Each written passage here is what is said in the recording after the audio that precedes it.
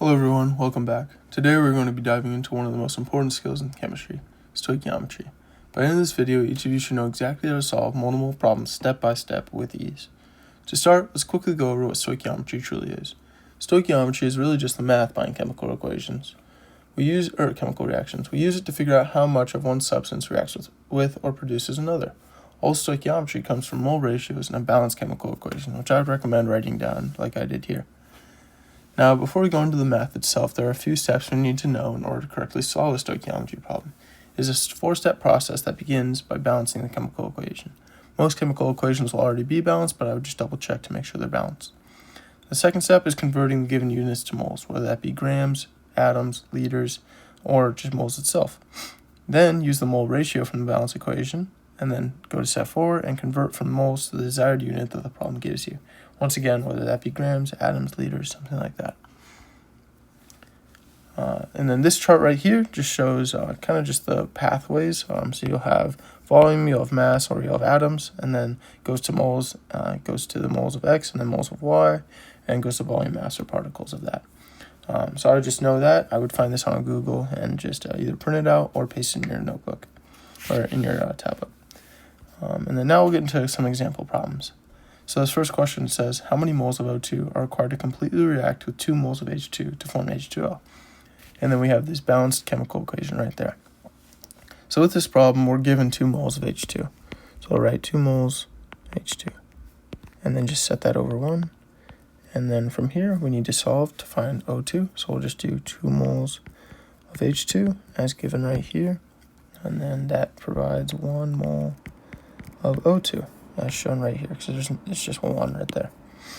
And then that creates, and you can also cancel this out and this out and this out, giving us 1 mole of O2.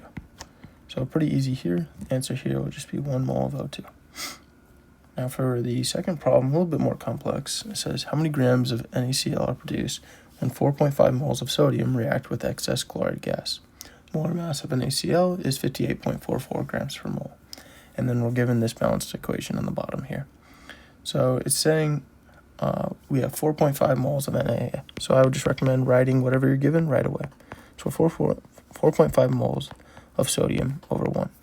And it says react with excess chloride gas, and we need to find grams of NaCl.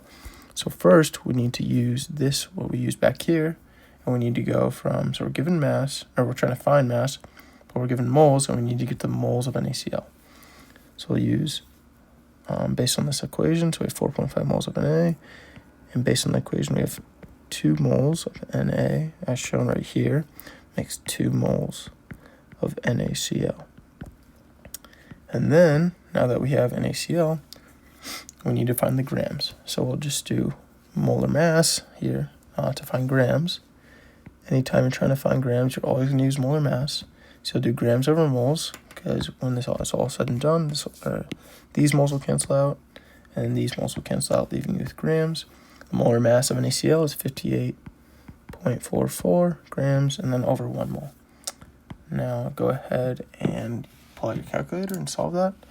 I'll just do this on my computer really quick, and that'll give you 262.98 grams. Just like that. So that'll be your answer for the second problem. Now moving on to this third one, it says given 25 grams of CaCO3, how many moles of CaO are produced when CaCO3 decomposes? So we're given 25, like I said before, just write down what we're given right away, of CaCO3. Now we need to solve. It says how many moles of CaO are produced when it decomposes. So we're given grams, we need to get to moles. So to get to moles, we once again use molar mass. So now we'll set grams on the bottom because we need to cancel grams out and get to moles. And then from there, we just need to do molar mass, and we're given the molar mass. It's 100.09 grams per moles. And you'll always put the number in molar mass with the grams. So always put the number with the grams, and then we'll just set that to 1 mole. And we'll specify that's CaCO3. From there, all you need to do is just convert moles of CaCO3 to CaO, which would just be, you'll just use the balanced chemical equation that's shown right here. And you say 1 mole of CaCO3 produces 1 mole of CaO. And let me just move this problem so we have a little bit more room. Okay. And now we need to convert. Oh no, actually it's just asking for how many moles of CaO are produced. So this would, once all the canceling is done, this would cancel out, this would cancel out, this grams would cancel out, this grams would cancel out. And all we really need to do here is 25 divided by 100.09. So then it'd just be doing that math should just be 1/4 or 0.25. So it'd just be 25 divided by 100. And yep, that just gives us 0.25 moles. That's your final answer. Let's do another problem. How many liters of CO2 at standard pressure are produced from the combustion of 5 moles of CH4 and excess oxygen? So we're looking for liters, and we're given 5 moles of CH4 or methane.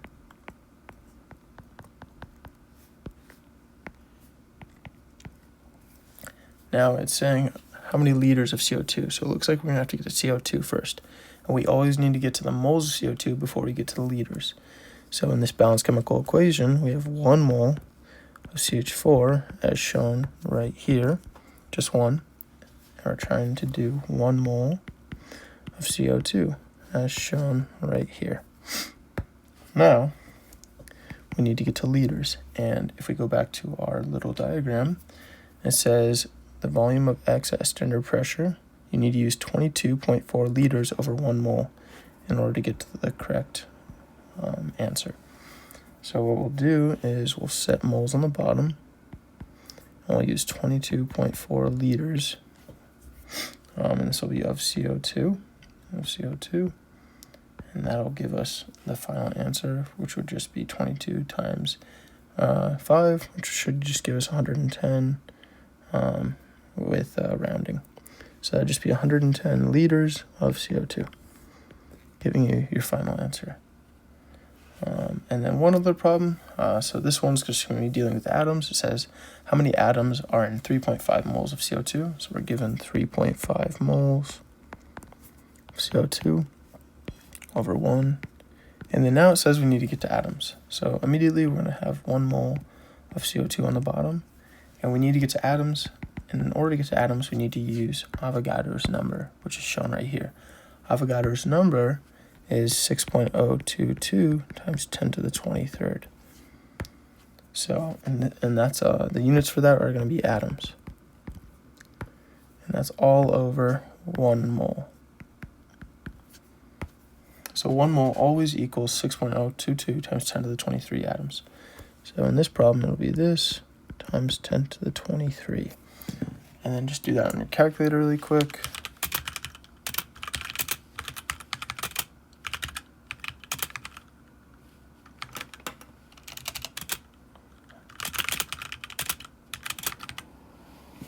And you should get 2.1077 times 10 to the 24.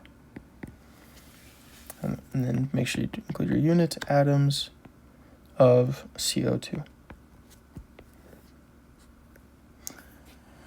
And that's it, guys. But yeah, so this is just going to be simple stoichiometry. I'll do a more in-depth video, more complex problems in a later video. These are just kind of getting the basics down. Once again, go ahead and I would highly recommend getting that image found on Google and just using that for future problems. Go ahead and like the video if you enjoyed this, subscribe, it helps me out quite a bit, and then just leave some comments on things you guys would like to see, kind of chemistry concepts you want to learn about. But yeah, thank you so much. Thanks for watching. Have a good rest of your day, guys. Bye.